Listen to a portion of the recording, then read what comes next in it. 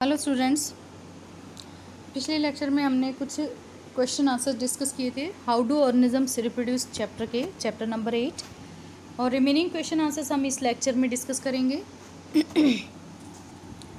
तो page number 141 पर first question हमने डिस्कस कर लिया था। ये सेकंड क्वेश्चन है आपके सामने। Which of the following is not a part of the female reproductive system in human beings. इनमें से कौन सा एक फीमेल रिप्रोडक्टिव सिस्टम का पार्ट नहीं है। चार ऑप्शन दे रखी हैं। Ovary, uterus, vas deferens, fallopian tube. Ovary, uterus और फेलोपियन ट्यूब ये तीनों ही फीमेल रिप्रोडक्टिव सिस्टम के पार्ट हैं, क्योंकि हम इसको अच्छे से डिस्कस कर चुके हैं। डायग्राम ज़रूर याद कर लीजिएगा, और जितने भी जो पार्ट्स हैं जो फीमेल रिप्रोडक्टिव सिस्टम बना रहे हैं या फिर मेल उनको याद कर लीजिए। तो अगर वो याद कर लिया होगा तो आप इजीली इसको आंसर कर सकते हैं कि वास डिफरेंस जो है ये मेल का पार्ट है, फीमेल का नहीं। So the answer is vas deferens. Next question, the anther contains. Anther में क्या चीज़ होती है? एंथर क्या है? पहली बात, जो फ्लावर का मेल रिप्रोडक्टिव पार्ट है उसका ही एक कंपोनेंट है एंथर, और इसमें क्या चीज़ भरी होती है? Pollen grains. So the right answer will be pollen grains. Next question है आपका कि what are the advantage of sexual reproduction over a sexual reproduction. क्या एडवांटेज होता है सेक्सुअल रिप्रोडक्शन का, यानी कि ए सेक्सुअल रिप्रोडक्शन की तुलना में सेक्सुअल रिप्रोडक्शन कैसे फ़ायदेमंद, लाभदायक है? ऐसे लाभदायक है कि एक वर्ड याद रखिए, वेरिएशंस। सेक्सुअल रिप्रोडक्शन का मतलब है वेरिएशन, यानी कि सेक्सुअल रिप्रोडक्शन क्या काम करता है? वेरिएशंस को प्रोड्यूस करता है। और वेरिएशन जितनी ज़्यादा किसी इकोसिस्टम में होगी, किसी पॉपुलेशन के अंदर होगी, उतना ही सर्वाइवल किसी भी स्पीशीज़ का बढ़ जाता है। सर्वाइवल बढ़ जाता है मतलब मान लीजिए एक स्पीशीज़ नहीं सहन कर पाई किसी एक्सट्रीम एनवायरनमेंट को, वो मर गई, तो दूसरी स्पीशीज़ कम से कम उस जगह पे मेंटेन है, जिसने थोड़ी बहुत अगर वेरिएशन है तो वो हो सकता है उस कंडीशन को सर्वाइव कर जाए, उस कंडीशन के अंदर ढाल जाए अपने आप को उसके अंदर। और दूसरी बात है कि नया इंडिविजुअल बनता है। दो पेरेंट्स के डीएनए मिल रहे हैं, दोनों के अलग अलग कैरेक्टर्स हैं, तो तीसरा जो बनेगा उसमें दोनों के मिले हुए कैरेक्टर्स आएंगे, यानी कि थोड़ा सा न्यू इंडिविजुअल फॉर्मेशन होगा, ठीक है ना। और तीसरी बात, variations are more viable in sexual mode than in a sexual, यानी कि सेम वही पॉइंट है एक तरीके से कि वेरिएशंस जो हैं वो ए सेक्शुअल में करीब करीब ना के बराबर होती हैं, और सेक्शुअल रिप्रोडक्शन के अंदर बहुत ज़्यादा वेरिएशंस देखने को मिलती हैं। Next question, what are the functions performed by the testis in human beings. Testis का क्या रोल होता है ह्यूमन बींग्स के अंदर? आपने मेल रिप्रोडक्टिव सिस्टम पढ़ा है, उसमें सबसे पहला जो आपने पढ़ा था पार्ट मेल रिप्रोडक्टिव सिस्टम का, वो टेस्टिस ही था, जो कि मैंने आपको कहा था सबसे इंपॉर्टेंट पार्ट है। क्यों? क्योंकि इसमें स्पर्म का फॉर्मेशन होता है, और स्पर्म क्या है? मेल गैमीट है, जिसका कि रोल सेक्शुअल रिप्रोडक्शन के अंदर होता है। तो देखिए फंक्शन ऑफ टेस्टिस में सबसे पहले दे रखा है इन्होंने, produce sperms which contain haploid set of chromosome of father. हमेशा याद रखना कि एक तो फंक्शन क्या है कि स्पर्म को प्रोड्यूस कर रहा है। स्पर्म क्या है? Male gamete. कोई भी गैमीट हो, चाहे वो प्लांट का है, एनिमल का है, ह्यूमन बींग्स का है, हमेशा उसके अंदर हैप्लॉइड सेट ऑफ क्रोमोसोम ही होता है।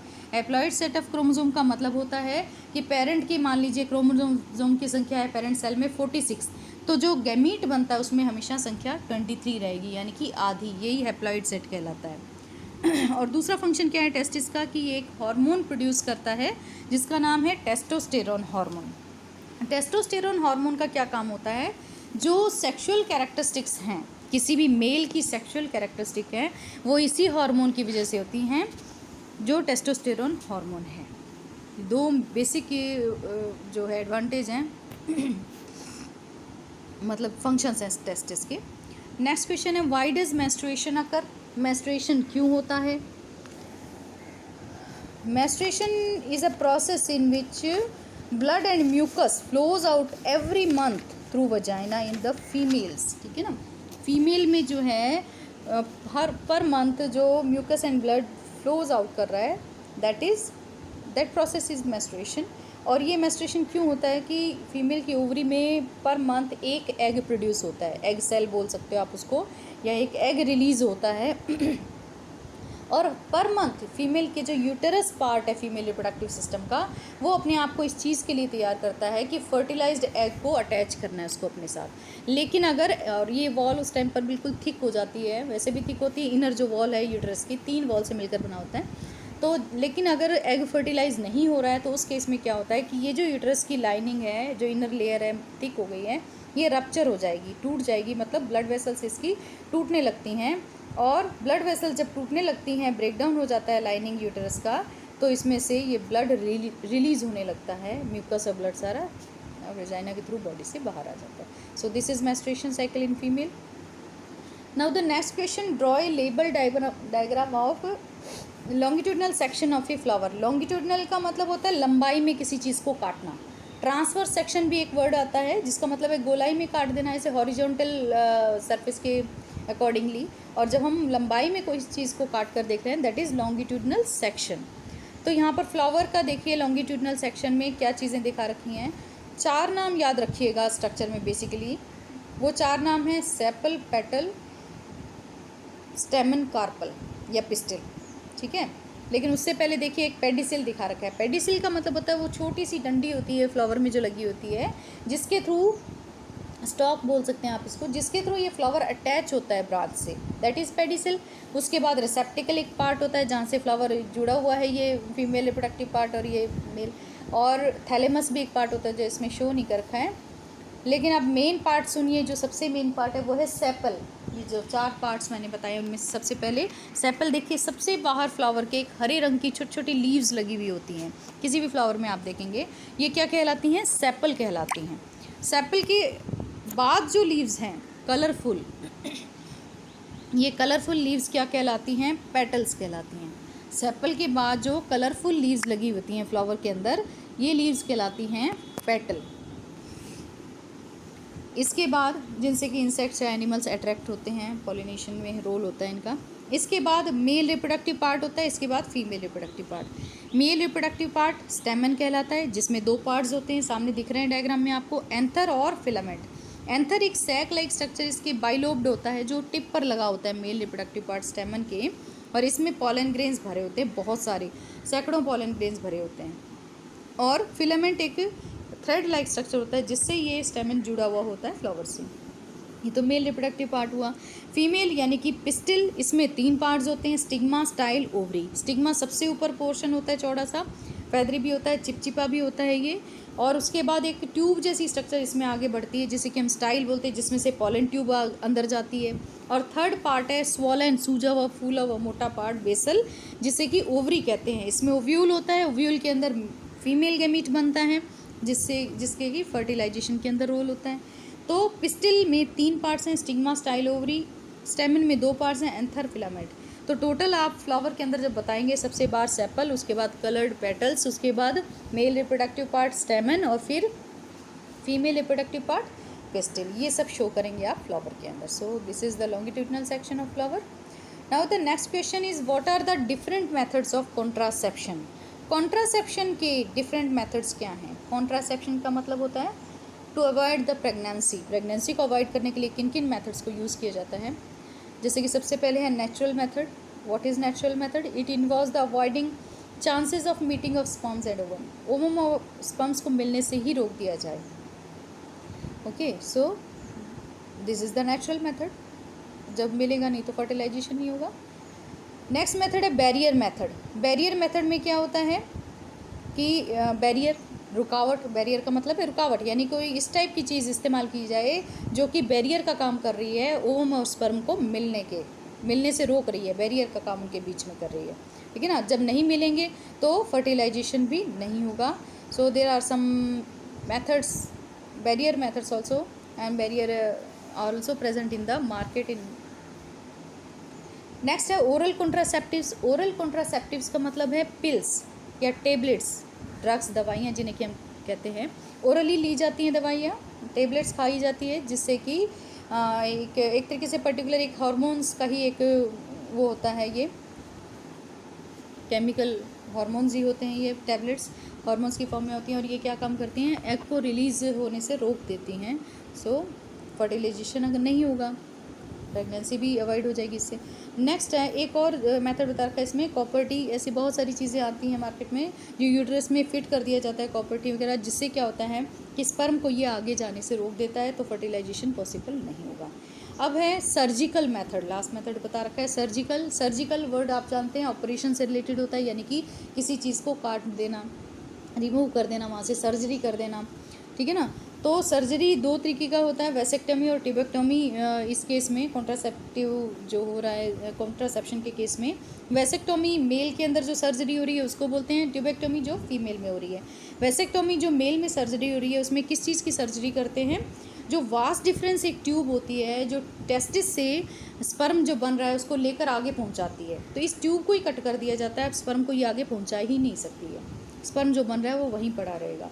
इसी तरह से फीमेल में ओवरी के अंदर जो एग बन रहा है, यानी कि फीमेल गैमीट बन रहा है, उसे ले जाने का काम आगे फेलोपियन ट्यूब करती है, तो इस फेलोपियन ट्यूब को ही काट दिया जाता है और वहीं पर ब्लॉक कर दिया जाता है, जिससे कि एग जो है या ओम जो फीमेल गैमीट बना है वो आगे नहीं पहुंच पाता है, फर्टिलाइजेशन नहीं होगा। So this is the surgical method of contraception. अब आगे देखिए अगला question, how are the modes for reproduction different in unicellular and multicellular organisms, ठीक है ना। How are the modes of reproduction different in unicellular and multi, reproduction के अलग अलग तरीके क्यों होते हैं, कैसे होते हैं, यूनिसेलुलर में अलग तरीके से रिप्रोडक्शन हो रहा है, मल्टी सेलुलर में अलग तरीके से रिप्रोडक्शन हो रहा है।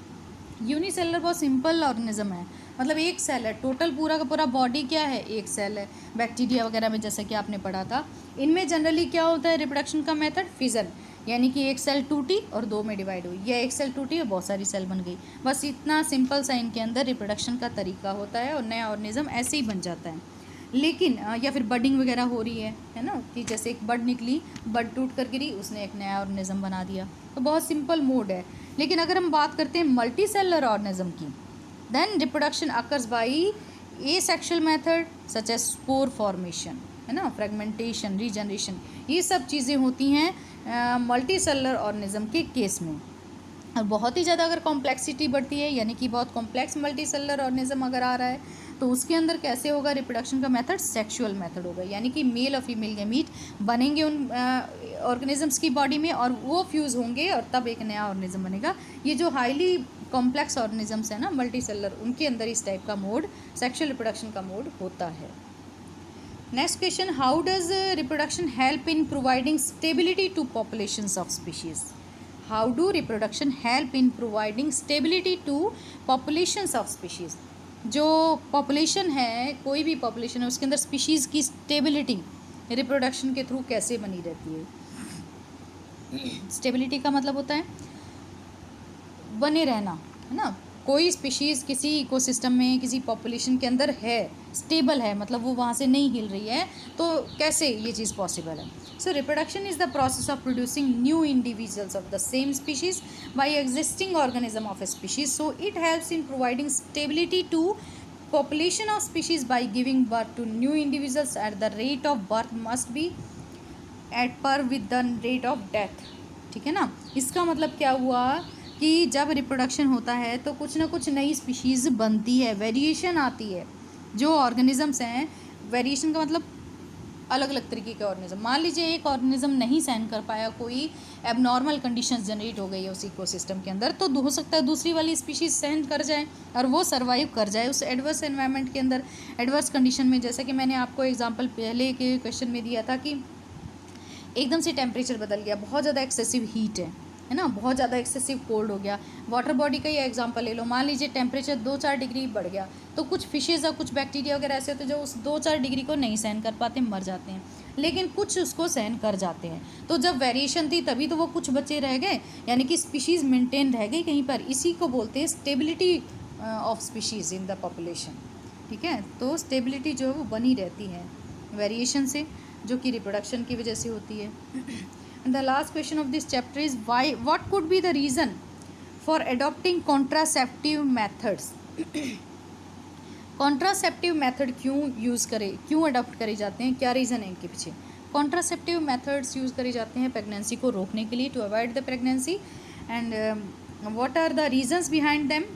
सबसे पहला रीज़न है कि to avoid the unwanted pregnancies, actually जब नहीं चाहिए प्रेगनेंसी तो उसे रोकने के लिए। दूसरा, पॉपुलेशन अनलिमिटेड बढ़ जाएगी, उस पर कहीं ना कहीं ब्रेक लगाने के लिए। बर्थ रेट जो है वो बढ़ जाएगी, उसको कंट्रोल करने के लिए। और तीसरा जो है बहुत ही इम्पॉर्टेंट जो रीज़न है वो है सेक्सुअली ट्रांसमिटेड डिजीज़ेस से बचने के लिए, यानी कि to prevent the transfer of sexually transmitted diseases.